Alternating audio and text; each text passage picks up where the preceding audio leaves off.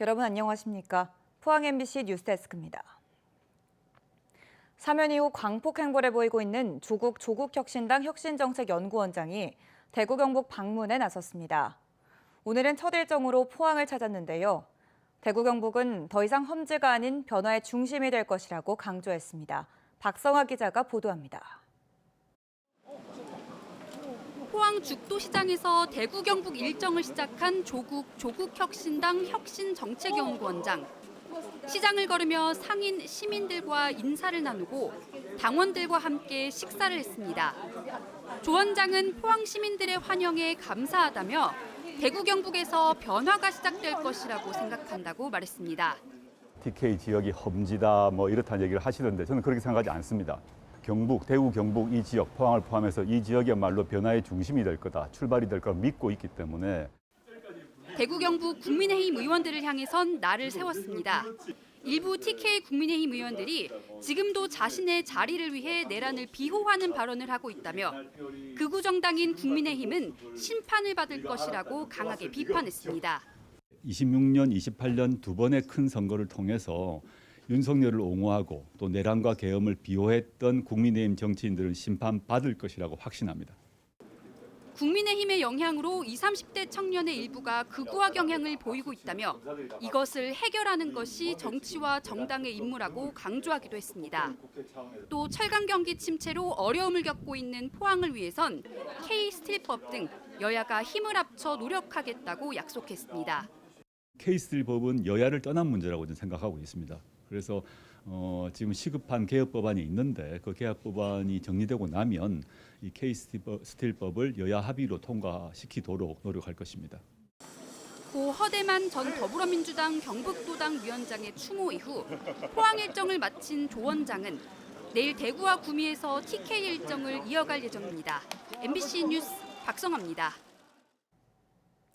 이강덕 포항시장이 현지 시간 1일 오전 미국 워싱턴 DC의 백악관 앞에서 철강 관세 인하를 호소하는 시위를 벌였습니다. 이 시장은 동맹국인 한국에 대한 철강 관세 부과를 멈춰주세요라는 내용의 영문이 적힌 현수막을 들고 한국 철강 산업의 어려움을 미국에 알렸고 버지니아 한인회 관계자와 포항시 공무원 등이 시위에 동참했습니다. 이 시장은 대한민국 철강산업 심장인 포항은 지금 50% 관세 폭탄으로 산업 기반이 붕괴할 위기에 놓였다라고 주장하며 영국처럼 최소 25% 수준으로 조정하거나 제한적 쿼터 예외를 적용해야 한다고 강조했습니다. 오늘 새벽 대구 도심의 한 유원지에서 육군 대위가 총상을 입고 숨진 채 발견됐습니다. 현장에선 K2 소총이 발견됐는데 어떻게 군인이 아무런 제지도 없이 시내 한복판에 소총과 실탄을 들고 나올 수 있는지 군은 아직도 파악하지 못하고 있습니다. 변예주 기자입니다. 어젯밤 대구 수성못 큰 가방을 든 남성이 화장실 뒤편으로 향합니다. 30대 육군대위인 이 남성은 오늘 새벽 총상을 입고 숨진 채 발견됐습니다. 소방에서는 요분의 이제 사망에 대한 것만 조사를 했고 머리 쪽에 출혈이 좀 많았다. 이 일대를 지나던 시민이 사람이 쓰러져 있다고 경찰에 신고했습니다. 현장에는 K2 소총으로 추정되는 총기도 함께 발견됐습니다. 군 당국과 경찰은 타살 등 범죄 혐의점은 없는 걸로 보고 있지만 정작 도심 속 유원지까지 소총과 실탄이 나온 경위를 설명하지 못하고 있습니다. 숨진 대위는 육군 3사관학교에서 생도를 가르치는 훈육 장교였습니다. 이 3사관학교 생도를 교육하는 훈육 장교가 이런 평상시에 실탄을 소지할 수 있는 보직입니까? 그렇지 않습니다. 그렇지 않죠. 특히 총기와 실탄을 소지한 군인이 3사관학교가 있는 경북 영천에서 대구까지 30km 넘게 별다른 제지 없이 이동했던 걸로 드러났습니다. 총기 및 이 실탄 관리에 문제가 있다고 생각되는데 어떻게 생각하십니까? 네, 관리에 문제가 있었다고 봅니다. 육군 3사관학교는 뒤늦게 부대 내 총기와 탄약 점검에 나섰고 군 당국은 K2 소총 반출 과정과 실탄의 출처 조사에 들어갔습니다. 사람 생명이랑 직결되는 부분이라서 실생을 하고 일일 단위로도 이렇게 확인하고 그러거든요. 육군에선 지난 6월에도 한 부사관이 렌터카에 K2 소총을 두고 복귀했다가 민간인 신고로 사흘 만에 수거됐습니다. MBC 뉴스 변예주입니다. 이틀 전 포항시 연희읍 유광리안 도로에서 LNG 가스 유출 사고가 발생한 가운데 인근 도로에 대한 교통 통제가 당분간 이어져 주민 불편이 계속될 것으로 보입니다. 포항시는 가스 누출 신고가 접수된 장소에 매설된 대형 LNG 배관 2개 가운데 400mm관이 파손돼 가스 유출 사고가 발생한 것으로 파악하고 가스 누출 지점 인근에 가스 계측기를 설치해 상황을 살피고 있습니다. 포항시는 가스 누출 부위를 복구하려면 5에서 6일가량 더 걸릴 것으로 파악하고 있으며 복구 공사가 완료될 때까지 연이읍 유강리 가스 누출 지점 인근 도로를 통제할 계획입니다.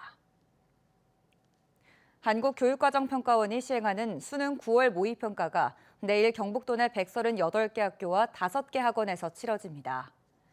경북에서는 재학생과 졸업생, 검정고시 합격생 등 지난해보다 960명 늘어난 18,000여 명이 응시했습니다.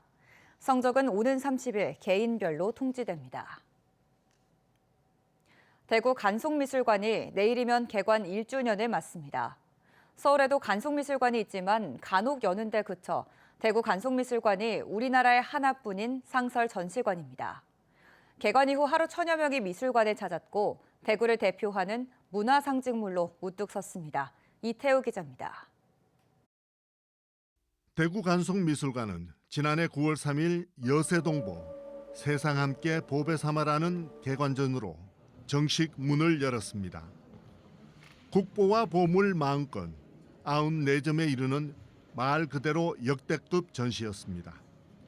훈민정음 해례본과 고려 상감청자, 정성과 김홍도, 신윤복, 장승업의 그림까지 찬란한 우리 문화를 접하기에 더할 나위 없는 공간입니다.